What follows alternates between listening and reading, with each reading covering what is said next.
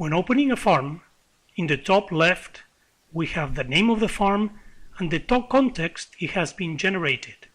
In this case, Farm 72 generated in the default context. In this section we'll explain the configuration of the production cycle of the farm. In the Configuration tab, a series of variables related to the production cycle of adult cows and calves and heifers are presented. In the left half of the screen, we have the ability to configure the reproduction cycle of cows. In this screen, it's possible to define the voluntary waiting period for multiparous and primiparous cows, as well the voluntary production period. This is the level of production above which the animals will not be inseminated, also for primiparous and multiparous cows. In this case, the waiting period is defined for 50 days in milk both for multiparous and primiparous cows. The heat detection rate and the conception rate should be also defined. In some situations, conception rate varies depending on days in milk. Therefore, it's also possible to program and to change the conception rate between or before and after specific days in milk. In this case, when days in milk are under 90, conception rate will be 35, and after 90 days, conception rate will be 45. The user can also define the conditions for a time-fixed artificial insemination in multiparous or primiparous cows. In each case, the user should define the days in milk for the artificial insemination of the synchronized cycle, the expected conception rate, and the cost per treatment. Finally, it's also necessary to define the expected dry period length, as well as the level of production below which all animals will be dried regardless of the expected calving period. In this case, for example, 60 days, 16 liters of milk. In the right half of the screen, we have the capacity to define conditions of the production cycle for cows and heifers. Here the user should indicate whether colostrum is given or not, yes, no, the heat detection rate, and the conception rate for heifers.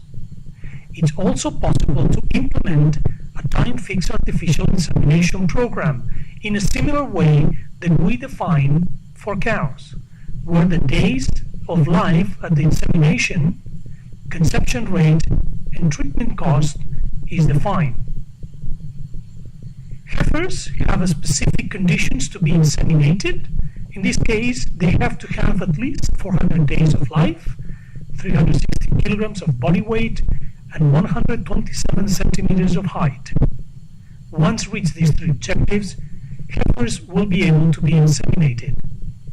It's also possible to program a maximum age for heifers to be inseminated. In this case, it's 150 days, which means that if a heifer reaches that age without having conceived, she will be sent to the slaughter. Finally, there's provisions for improvement in the genetic potential of the cow. All heifers inherit the genetic potential of the mothers plus a percentage, in this case of 1%. This number can be changed based on the quality of the genetic used in the artificial insemination programs.